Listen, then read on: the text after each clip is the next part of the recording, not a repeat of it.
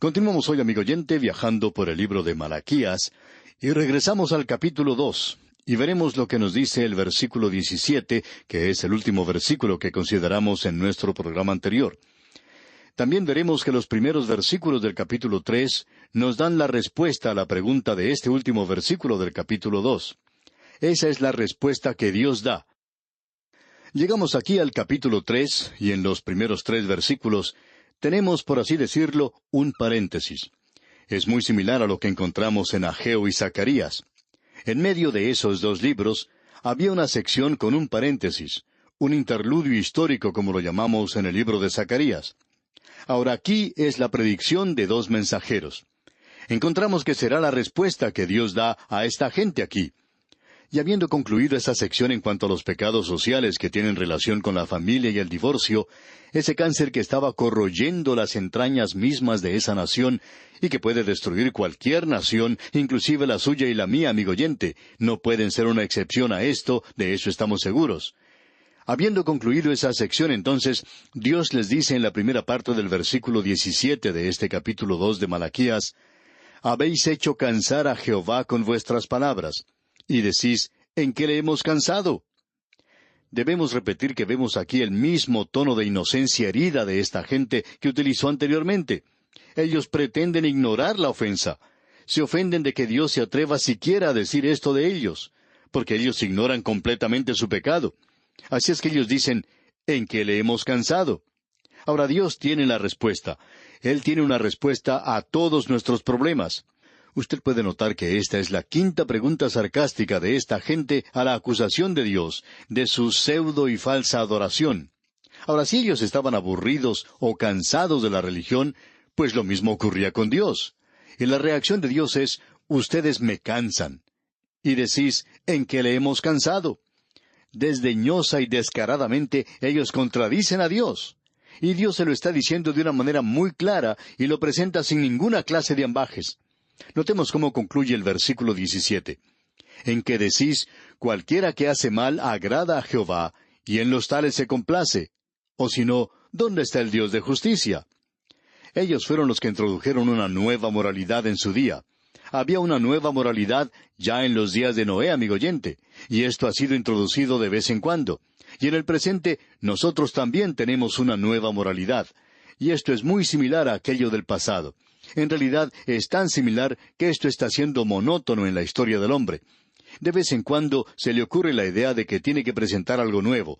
Y lo nuevo es que cada persona tiene que hacer lo suyo propio, a su propia manera, y que nadie tiene que interferir con él, que tiene que tener su libertad y que tiene que seguir la psicología freudiana, y si nos permite utilizar una expresión de la calle otra vez, es hacer cada uno lo suyo propio. Eso es lo importante. Así es que esta gente dice, ¿dónde está el Dios de justicia? También decían ellos, cualquiera que hace mal agrada a Jehová. Y amigo oyente, ¿cómo están ellos calumniando el carácter de Jehová? Pero esto es algo que se presenta prácticamente en forma frecuente en la historia de la humanidad, que un hombre dice, yo veo aquí a un hombre que es un gran pecador y él es próspero. No parece tener ninguna clase de problemas como los que tengo yo, y yo estoy tratando de servir al Señor. ¿Cómo es eso? Bueno, ¿por qué permite Dios esta clase de cosas? Y luego este hombre dice, yo no puedo comprender esto. Y de esto es que habla el salmista. David pudo ver esa clase de cosas, y aquellos que le rodeaban estaban saliéndose con la suya haciendo el mal. Aquellos que no estaban sirviendo a Dios eran los que parecían prosperar más. Y él no puede comprender por qué es que ellos no sufren las consecuencias de su pecado, y el justo es quien sufre. Esto le molestaba a él, y es algo que es natural cuando sucede algo así. Creo que sería bueno observar lo que David tiene que decir en el Salmo 73, ya que él se expresa de la siguiente manera en los versículos 2 y 3. En cuanto a mí, casi se deslizaron mis pies, por poco resbalaron mis pasos, porque tuve envidia de los arrogantes, viendo la prosperidad de los impíos. David dice, yo miré a mi alrededor y vi a estos sinvergüenzas que se estaban enriqueciendo. Y los ricos se hacen más ricos, y los pobres se hacen más pobres. Y los pobres de Dios son aquellos que no prosperan para nada. Amigo oyente, eso es exactamente lo que esta gente estaba diciendo en los días de Malaquías. Y eso produce rápidamente una nueva moralidad. Y sencillamente queremos decir que cuando ellos hacen esto y dicen, cualquiera que hace mal agrada a Jehová, es como dijo Isaías, llegará el día cuando llamarán al bien mal y al mal bien. Y ellos hacen eso porque miran a su alrededor y piensan que Dios no está haciendo nada en cuanto a esto. Bueno, ¿no era ese el mismo problema cuando estudiamos el libro de Habacuc? ¿Recuerda usted? Él miró a su alrededor y vio que ellos estaban viviendo en pecado y que al parecer Dios no estaba haciendo nada en cuanto a eso. Y por tanto, vale la pena hacer el mal. Bueno, ¿qué es lo que sucede en el presente? ¿Qué es lo que tiene lugar? Uno puede ver a su alrededor grandes compañías, cada vez más grandes, y observar también lo que le está sucediendo al hombre pobre, al hombre medio. No sé si usted lo ha notado, amigo oyente, pero parece que todo el mundo está tratando de conseguir favores de los ricos y agradar a los poderosos del presente, y se pisotea al hombre pobre. ¿Por qué no hace Dios algo en cuanto a esto? Esto ha provocado que muchas personas sigan ese mismo procedimiento. Y este es el problema que se presenta aquí. Y diríamos nosotros que es un verdadero problema. Ahora, David obtuvo una respuesta a su problema porque él fue a Dios. Él dijo en el versículo 17 de este Salmo 73 que mencionamos, «Hasta que entrando en el santuario de Dios, comprendí el fin de ellos». Amigo oyente, usted está observando el presente inmediato. Pero, ¿qué en cuanto al futuro lejano? Porque eso es mucho más importante, porque eso está en el futuro lejano. Ahora es el presente inmediato, y el presente inmediato, el hoy, no es tan importante porque va a ser ayer y no mañana. Va a quedarse en el pasado y no en el tiempo presente o futuro. El tiempo se está deslizando rápidamente. Y entonces, ¿qué podemos decir en cuanto al rico hoy? Bueno, usted puede establecer una nueva moralidad y obtener todo lo que pueda, tratar de ganar todo lo que pueda, pero amigo oyente, usted va a tener que dar respuesta ante Dios. Ahora Dios les da a ellos la respuesta. Ellos habían hecho esta pregunta, ¿dónde está el Dios de justicia? Bueno, Él tiene un plan y un programa, y después de todo, creemos que deberíamos tener cuidado en cuanto a establecer juicios, como hizo esta gente en esa situación. En cierta ocasión, dos jóvenes estaban viajando en automóvil, y en el camino encontraron a otro que les pidió le llevaran por un trecho de camino. Como eran creyentes, pensaron que era una buena oportunidad de testificar, y dejaron que ese hombre entrara a su automóvil. Y en el momento en que lo hizo, se dieron cuenta que había estado bebiendo más de la cuenta. Él pidió perdón por esto, y decía que sabía que no debería beber tanto. Y en todo eso los jóvenes trataron de testificar ante él. Pero uno de ellos fue quien dijo algo muy sorprendente, aunque estamos de acuerdo con lo que dijo. Él dijo, «Nosotros no le estamos condenando a usted por emborracharse. Eso está bien. Usted es un hombre perdido, en camino al infierno, así es que usted debe sacar de la vida todo lo que pueda. Saque todo lo que pueda ahora, amigo, porque usted no va a poder tocar el licor cuando llegue allá. Así es que diviértase nomás. Usted se está dirigiendo hacia la eternidad». ¿Se ha detenido usted a pensar en cuanto a eso alguna vez? Y amigo oyente, eso es lo mismo que tenemos aquí. Dios dice, ustedes piensan que no estoy haciendo nada en cuanto a esto, ¿ah? ¿Dónde está el Dios de justicia? En realidad, la pregunta que toda persona incrédula debe hacerse hoy es, ¿dónde está el Dios de juicio? El autor de estos estudios bíblicos, el Dr. J. Vernon McGee, contaba que cuando él era pequeño, gustaba de ir a robar la fruta de los vecinos. Y hablando honradamente, cada vez que él iba a robar la fruta, pensaba que iba a caer un rayo del cielo y que le iba a dar muerte en ese instante.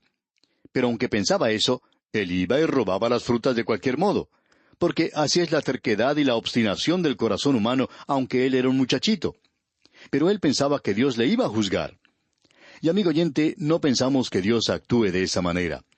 Pero sí vemos ejemplos de esto cuando el juicio contra el mal no ocurre inmediatamente, porque el escritor de los Proverbios dijo, «El corazón del hombre continúa en la maldad». Esta gente decía, «Bueno, no me pasó nada. Salí con la mía y continuaré haciendo lo mismo». Ahora encontramos la respuesta que Dios da en el versículo 1 del capítulo 3. Leamos.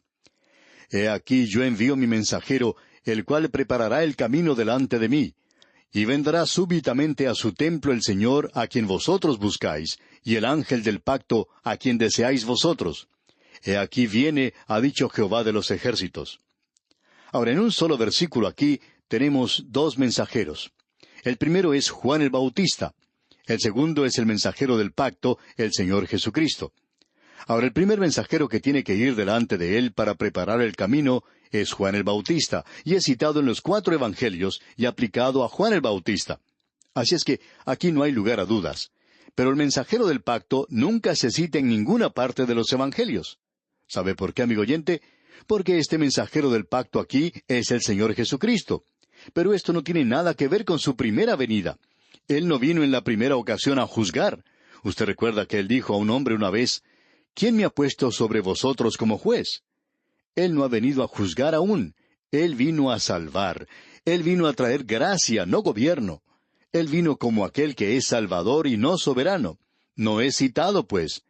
Debemos decir que esta es una de las cosas destacadas en cuanto a este versículo. Ahora veamos algunos pasajes que se refieren a Juan el Bautista. Vamos a pasar por ellos rápidamente, y el primero se encuentra en el Evangelio según San Mateo, capítulo 11, y leeremos los versículos 9 y 10 que dicen, «Pero, ¿qué salisteis a ver? ¿A un profeta? Sí os digo, y más que profeta, porque este es de quien está escrito, He aquí yo envío mi mensajero delante de tu faz, el cual preparará tu camino delante de ti». Esto es lo que vemos en Mateo. Pasemos ahora al Evangelio según San Marcos, capítulo 1, y versículo 2, donde leemos, «Como está escrito en Isaías el profeta, He aquí yo envío mi mensajero delante de tu faz, el cual preparará tu camino delante de ti». Y luego, en el Evangelio según San Lucas, capítulo 7, versículo 27, tenemos lo siguiente, y quisiéramos leer más, pero vamos a leer solamente este versículo. Dice, «Este es de quien está escrito, He aquí envío mi mensajero delante de tu faz, el cual preparará tu camino delante de ti». Así es como lo cita Lucas. Y luego, en el Evangelio según San Juan, capítulo 1, versículo 23, leemos, «Dijo, Yo soy la voz de uno que clama en el desierto, enderezad el camino del Señor, como dijo el profeta Isaías». Y Malaquías también dice esto. Y aquí nuevamente tenemos la respuesta. Él fue enviado primero como Salvador, porque tiene gracia, Él quiere salvar. Pero con eso no concluye todo. Él vendrá nuevamente como el mensajero del pacto, es decir, a ejecutar la justicia y el juicio sobre la tierra. Amigo oyente, si usted pudiera convencerme hoy de que Dios no tiene ninguna intención de juzgar el pecado, y que Él tiene la intención de dejar a los pecadores que se salgan con la suya, que esta injusticia que se está desarrollando en el presente siga, y si Él tiene la intención de dejar que los hombres se salgan con la suya en esto, entonces le diría honradamente que yo le daría la espalda a Él si va a hacer eso. Pero Él indicó muy claramente que no va a dar la espalda a todo esto. Dios va a juzgar a la humanidad. Y amigo oyente, si usted no lo quiere tener a Él como su Salvador hoy, pues entonces va a tener que tenerlo como su juez, quiéralo o no lo quiera. Él dice que el Padre le ha entregado todo el juicio en sus manos, en las manos del Hijo. Y en el libro de Apocalipsis, que estudiaremos muy pronto, vamos a ver el gran trono blanco, y Él está en ese trono. Y aquellos que están perdidos, ricos y pobres, de alta y de baja condición, grandes y pequeños, van a estar ante Él y no se van a salir con la suya, amigo oyente. No interesa quién sea usted, usted no va a salirse con la suya. Ahora aquí en este libro de Malaquías leemos, «Y vendrá súbitamente a su templo el Señor a quien vosotros buscáis». Este es Dios, amigo oyente, manifestado en la carne. Él irá súbitamente al templo. Ahora esto no quiere decir que Él vendrá enseguida a su templo.